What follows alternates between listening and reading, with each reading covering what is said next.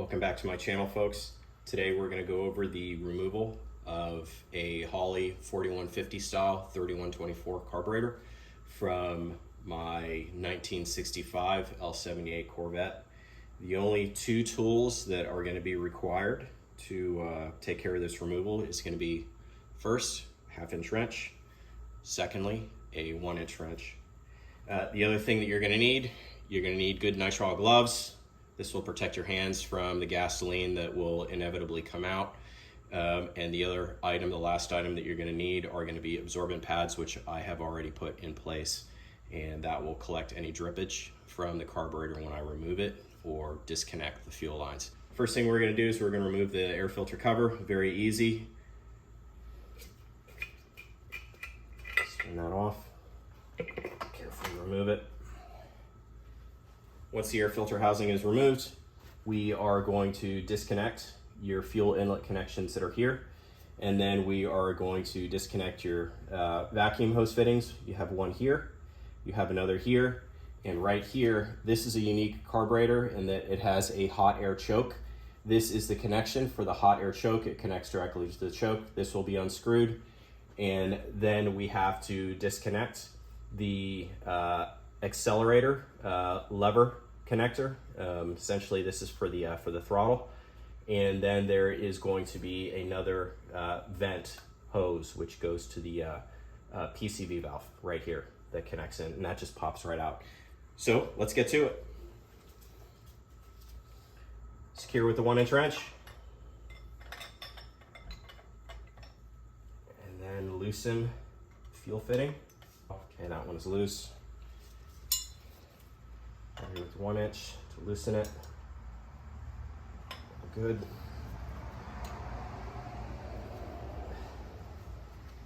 this will come right out. Okay, fuel connections have been removed. We're going to remove the vacuum hose connection here. The other vacuum hose connection right here.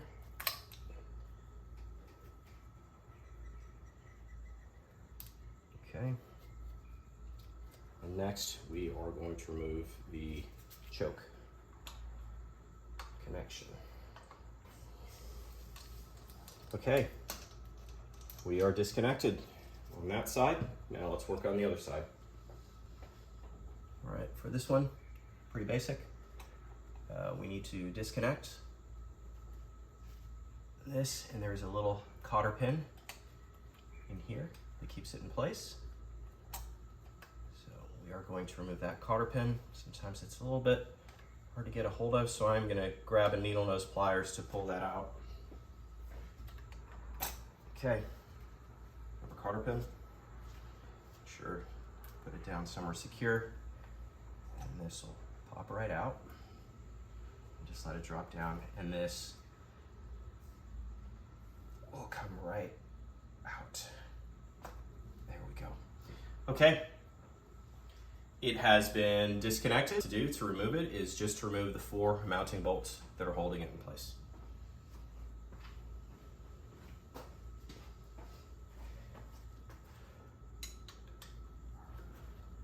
One 1/2 inch. You can loosen it, and then I am actually going to go grab a socket and a ratchet to remove it a little bit faster. Put an extension on it.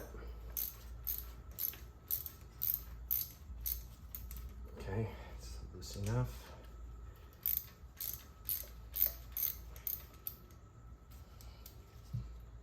Okay, it's loose enough that I can just spin it around now with just my fingers.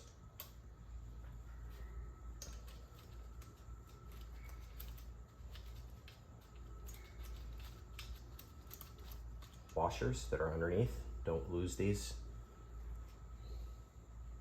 Be very careful when you're removing parts like this because it's kind of crowded in the engine bay, and sometimes you can drop things and they just disappear into the same place that you lose your socks when you do your laundry. So just be very careful.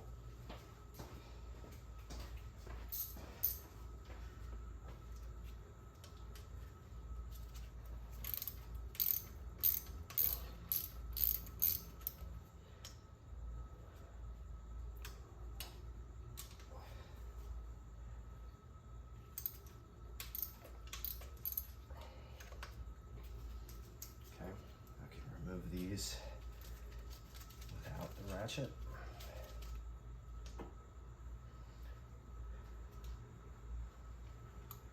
Make sure to get the nut that is there along with the 2 washers.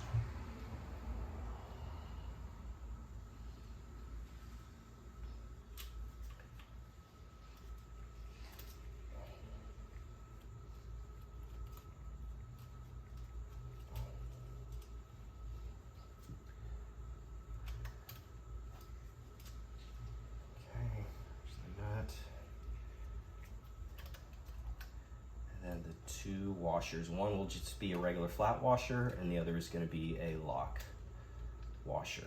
Make sure that your carburetor has those when it is mounted in place.